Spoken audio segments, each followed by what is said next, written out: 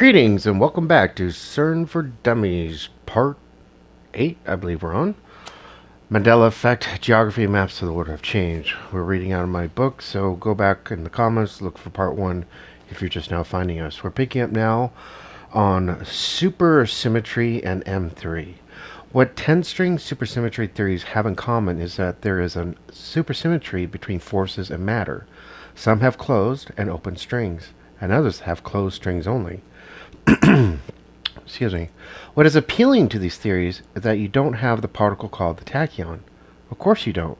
We have now moved to the two outer fields of physics where matter does exist. The two outer fields have 10 strings supersymmetry each. If you were to remove the center field of my painting and push the outer two fields together, the strings or lines match up. So hopefully you saw in my previous videos, we're now taking out the center invisible field of physics that I discovered.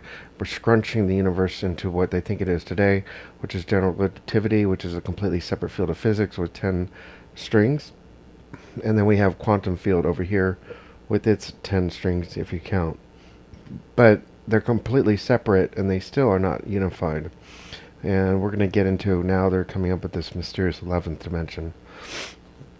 So what drives my theory is matter. Since we can only perceive matter, it is only natural that scientists would want to eliminate the possibility of a field of physics which does not contain matter, one that they cannot measure. Once you eliminate the possibility of a field of physics that cannot be measurable, one must push together the two physical fields of physics that do contain matter, which is what you're looking at here, what they try to do.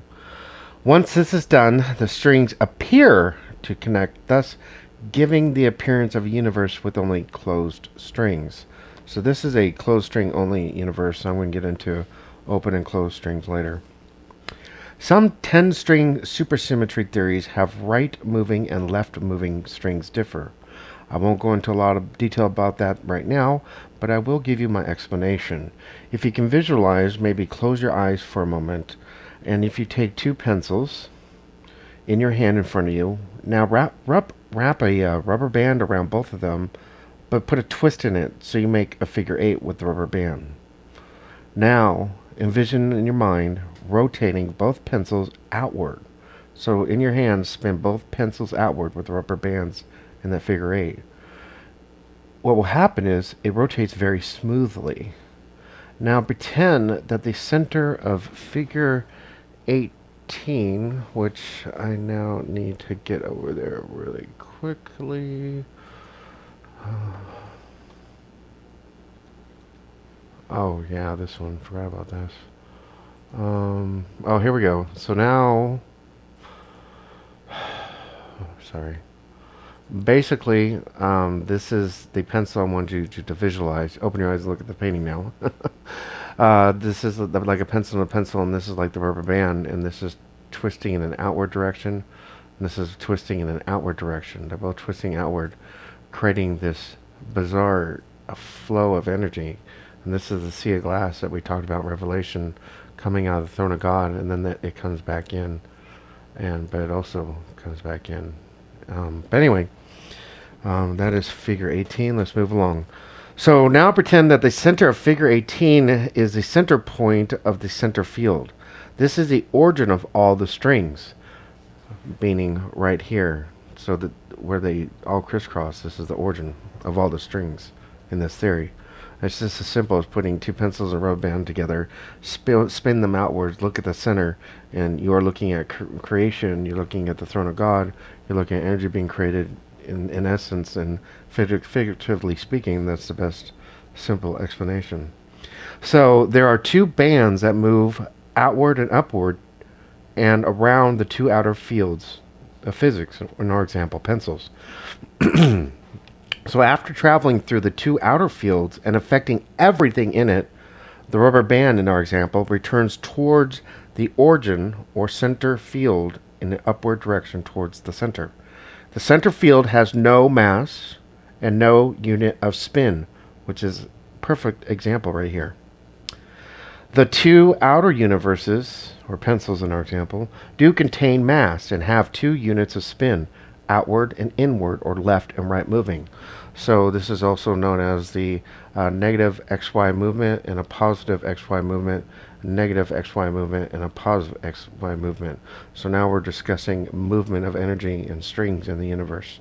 Rather than being stagnant, they move, they flow. This is the sea of glass. This is the energy that flows and gives it life to our universe, which kind of looks like eyes at the same time. But anyway, moving right along. So the above, excuse me, I should hit pause for a minute. Here, I paused for a second here. Am I on or mute? Shoot, stop it. I'm just going to assume I'm on. So, the above paragraph describes 10 strings supersymmetry that requires a massless graviton and 2 units of spin. It also describes the xy equals negative yx movement of strings.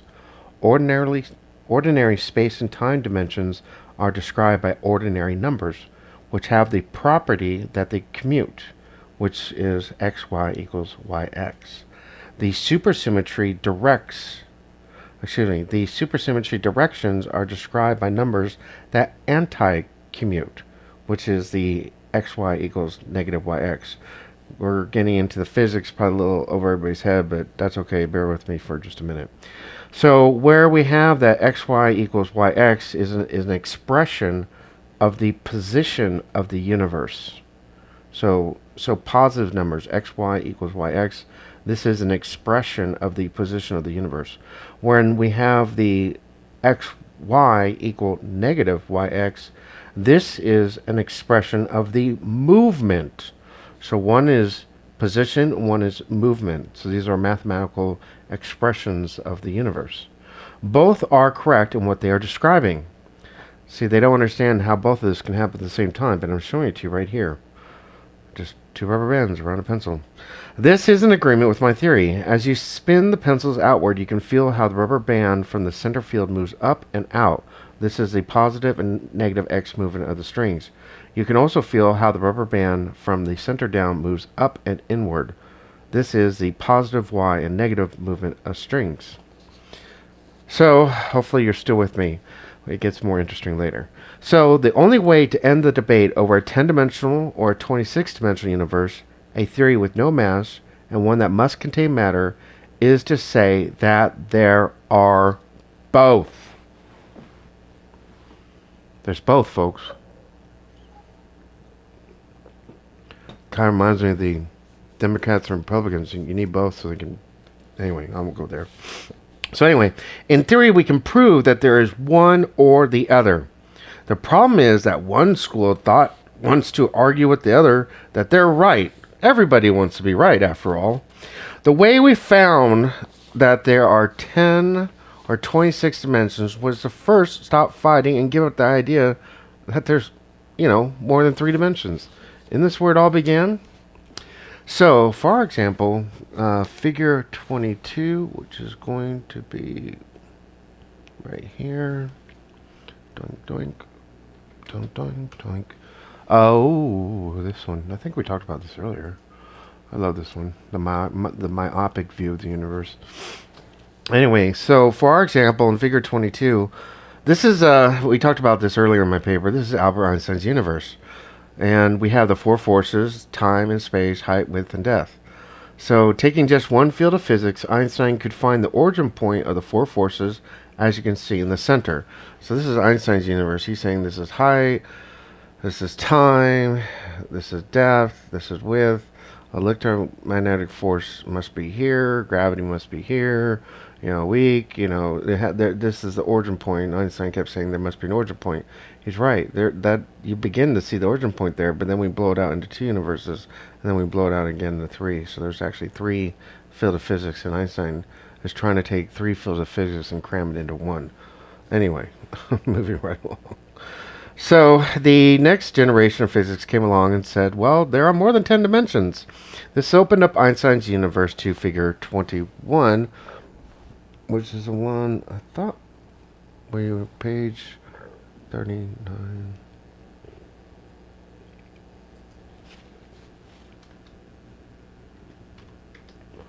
Yeah. So now, instead of this one myopic view, now we open it up to have a field of general relativity and quantum. So they're starting to expand their minds a little bit.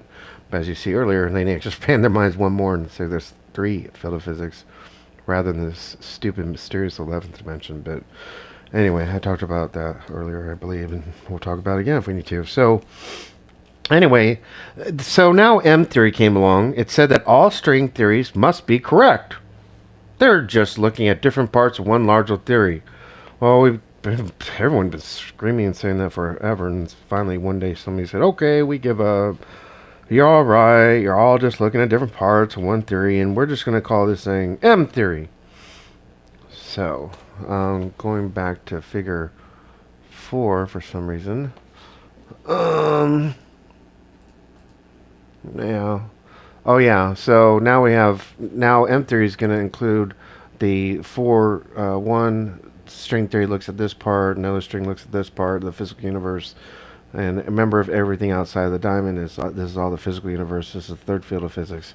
So now they're looking at this part, that part, and then also the invisible realm for the very first time.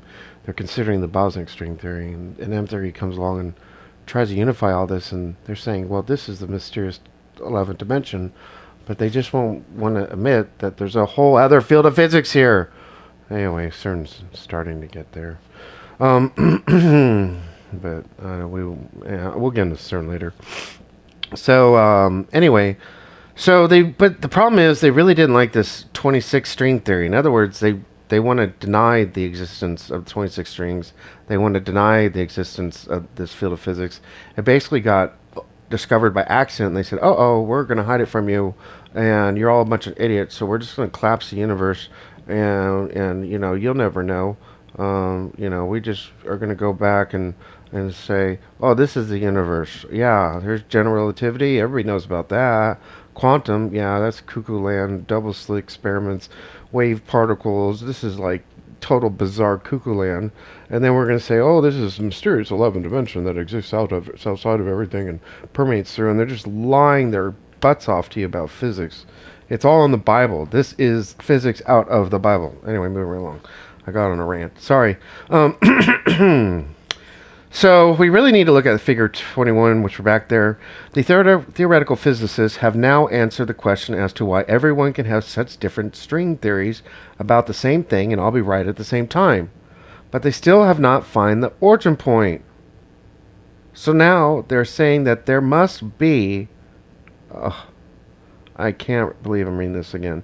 There must be an 11th dimension. Here's this 11th dimension. I just can't believe they say this. That exists outside of our 10-dimensional universe. But then they just stop there. That's it. Boom. This kind of reminds me of a puzzle. If you draw 4 lines without lifting your pencil and connect all the dots, it's kind of like... should I go there? Let's see. How do I use this stupid thing? I'll just go here. Anyway, so... I think I might have this here. No, I don't. Okay, my bad. Sorry. Anyway, it's an old school puzzle. You kind of like take a tic-tac-toe board and make those dots, and without lifting a pencil, you have to connect all the dots. And apparently, I forgot to include this puzzle, or did I? Was it down here? Oh, here we go. Here's a puzzle.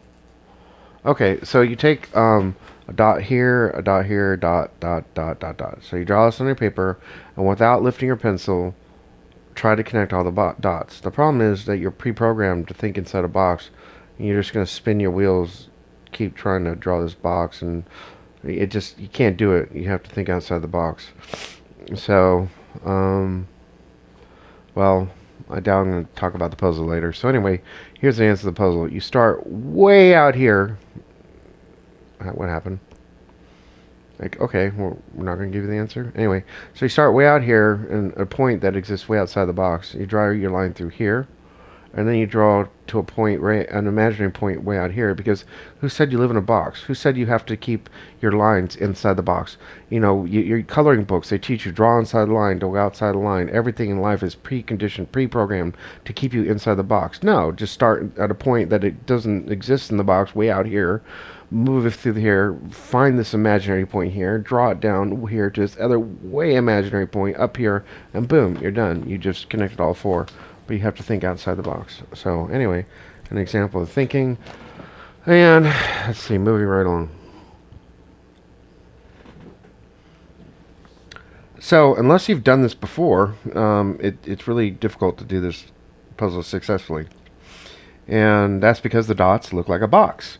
You have been trained and conditioned your whole life to live inside a box. Well, I've got news for you. There is no box.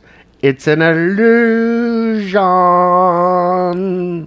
Okay, looking at figure 27. Where's figure 27?